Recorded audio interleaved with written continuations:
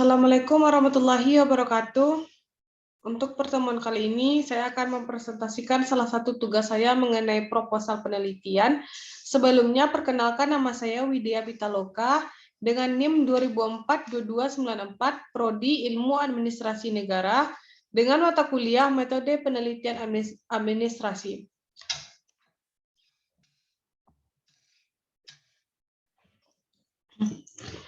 Untuk judul proposal saya yaitu meningkatkan pelayanan publik berbasis web di Dinas Penanaman Modal dan PTSP Kota Padang. Yang pertama itu, bab 1 kita masuk ke dalam latar belakang. Pelayanan publik adalah salah satu penanda yang menjadi dimensi keberhasilan penerapan otonomi wilayah, termasuk pelayanan publik yang pernah dicoba oleh pemerintah wilayah, baik bermutu hingga penerapan otonomi wilayah bisa dikatakan sukses. Hasil pelayanan berbentuk jasa tidak bisa diinvestasikan, tidak bisa ditumpuk ataupun digudangkan, melainkan hasil tersebut diserahkan secara langsung kepada pelanggan ataupun konsumen. Pelayanan diberikan dengan tidak maksimal hingga pelayanan tidak bisa diulangi, sebab pelayanan diberikan secara langsung kepada pelanggan. Sebaliknya, pelayanan universal terpaut dengan tugas aparatur pemerintah, baik pemerintah tingkat pusat maupun wilayah, tercantum dalam BUMN serta BUMD.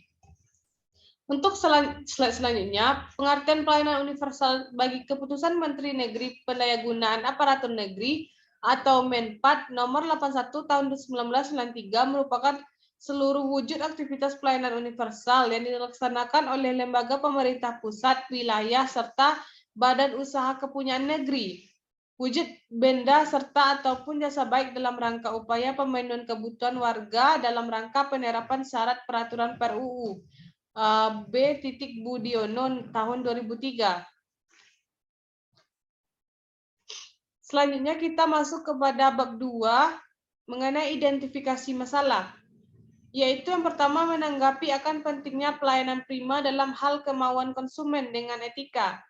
Yang kedua, di kantor DPMPTSP terdapat hambatan dalam pembuatan NPWP berbasis online. Yang ketiga, kecepatan dalam proses pelayanan perizinan masih tergolong lambat.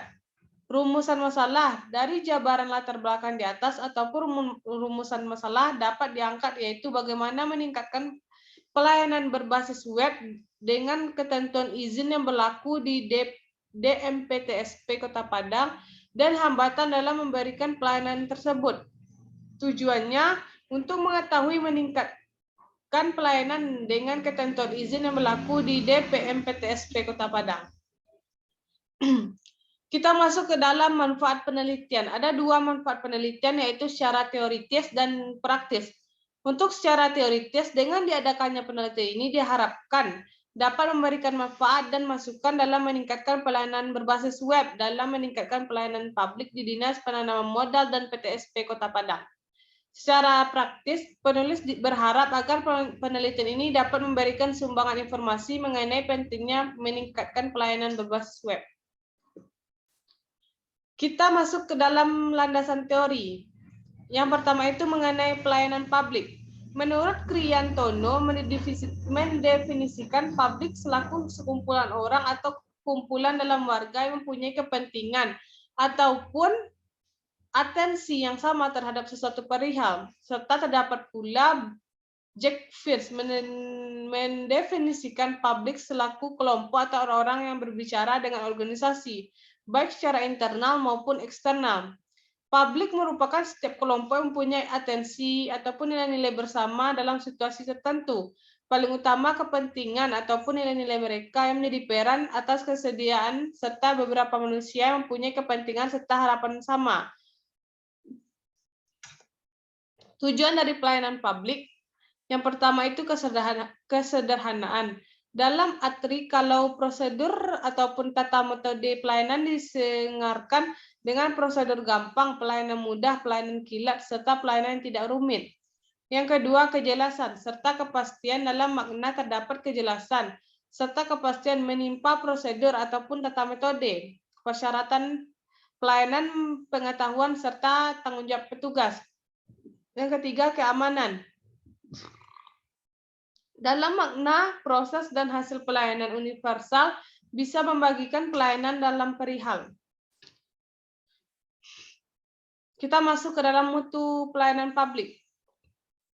Kepuasan pelanggan atas pelayanan kinerja serta mutu pelayanan berkaitan dengan salah satu dengan hal yang lain.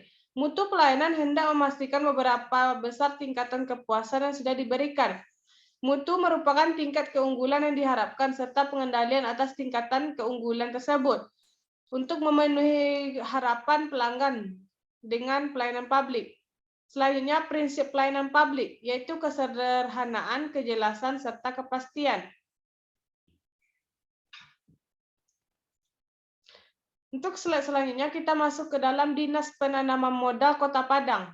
PTSP Terpadu merupakan salah satu program pemerintah dalam meningkatkan pelayanan publik, pelayanan perizinan, dan non-perizinan, supaya menciptakan good governance yang baik. Tujuan penyelenggaraan PTSP adalah untuk memberikan perlindungan dan kepastian hukum kepada masyarakat, memperpendek proses pelayanan, mewujudkan proses pelayanan yang cepat, mudah, serta memberikan pelayanan yang lebih luas kepada masyarakat. Penyelenggaraan PTSP dilaksanakan dengan prinsip ekonomis dan akuntabilitas. Dalam pasal 17 Peraturan Presiden Nomor 97 Tahun 2014 tentang mewajibkan PTSP diselenggarakan dengan sistem secara elektronik. Tujuannya PTSP untuk memperpendek proses pelayanan dan mewujudkan pelayanan yang mudah, cepat, transparan, dan dapat terjangkau. Kita akan masuk ke dalam pelaksanaan berbasis web. Sistem pelayanan dilaksanakan melalui proses pelayanan terpadu satu pintu, sedangkan proses pelayanan terpadu secara virtual dilakukan dengan memadukan pelayanan secara elektronik. Sistem pelayanan publik berbasis web mempermudah masyarakat dalam merespon setiap pengaduan, mempermudah mengelola pengaduan yang disampaikan masyarakat. Adanya sistem berbasis web mempermudah masyarakat dan pemerintah dalam pelayanan, yaitu dapat melayani kebutuhan masyarakat secara cepat. Sistem pelayanan berbasis future yang mempermudah pengguna dan proses pelayanan pembuatan kebutuhan warga, di mana sistem berupa penyimpanan database masyarakat dalam satu keluarga diurutkan sesuai alamat, serta dalam pelayanan berbasis web tersebut proses dilakukan dengan mudah melalui input maupun output data. Ini adalah kerangka berpikir. Implementasi pelayanan dalam meningkatkan pelayanan publik di Dinas Penanaman Modal PTSP Kota Padang.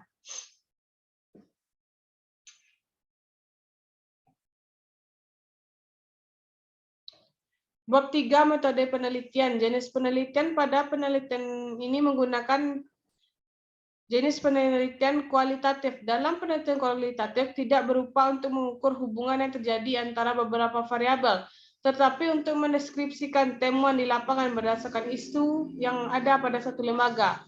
Metode penelitian ini berlandaskan pada filsafat post-positifisme, digunakan untuk meneliti pada kondisi objek yang nyata. Penelitian ini menggunakan pernyataan dalam bentuk data atau kalimat yang bersumber pada informan. Informan dipilih sesuai dengan informasi yang berkaitan dengan subjek penelitian.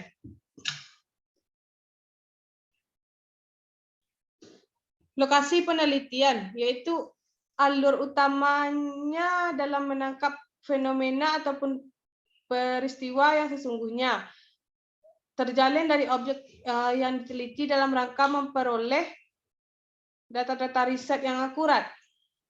Di Dinas Penanaman Modal serta PTSP Kota Padang, informan penelitian. Pelayanan publik di Dinas Penanaman Modal dan PTSP Kota Padang membutuhkan informan yang memiliki pemahaman yang berhubungan langsung dengan masalah yang diteliti guna untuk memperoleh data dan informasi yang akurat. Serta informan diambil dengan mempertimbangkan bahwa informan yang dipilih telah dianggap banyak mengetahui mengenai masalah yang diangkat. Jenis dan sumber data. Jenis data yang digunakan dalam penelitian ini merupakan jenis kualitatif. Sumber data yaitu ada dua, primer dan informasi sekunder. Teknik pengumpulan data. Yang pertama itu metode observasi. Metode observasi pengamat adalah suatu teknik atau metode untuk mengumpulkan informasi. Yang kedua, metode wawancara, yaitu menggunakan wawancara sebagai wujud pertanyaan leluasa. Yang ketiga, metode dokumentasi. Metode pengumpulan informasi memakai dokumen adalah sesuatu metode pengumpulan informasi dengan menghimpun dan menganalisis dokumen-dokumen baik foto, tertulis maupun elektronik. Lanjut ke uji keabsahan data. Ada 3 proses tata cara triangulasi, yaitu triangulasi sumber. Dibuat untuk menguji kredibilitasan informasi dengan metode mengecek informasi yang dilewat sumber. Yang kedua, triangulasi teknik. Dibuat untuk kredibilitasi informasi, dicoba untuk mencek informasi pada sumber yang sama. Yang ketiga, triangulasi waktu. Dibuat untuk mencek informasi lewat wawancara, observasi, dan metode lainnya. Terakhir, teknik analisis data. Ada 3 teknik analisis data. Yang pertama, reduksi data, yaitu informasi yang diperoleh di lapangan jumlahnya lumayan banyak, dibuat itu untuk dicatat secara cermat dan rinci. Yang kedua, informasi. Sehabis informasi direduksi, langkah selanjutnya merupakan mendisplasikan informasi. Yang ketiga, penarikan atau kesimpulan, yaitu kesimpulan ini yang ditemukan masih bertabiat sedangkan hendak berganti apabila ditemui tokoh-tokoh yang menunjang pengumpulan informasi. Sekian presentasi saya untuk kali ini. Saya sudahi. Wabillahi taufiq wal hidayah. Wassalamualaikum warahmatullahi wabarakatuh.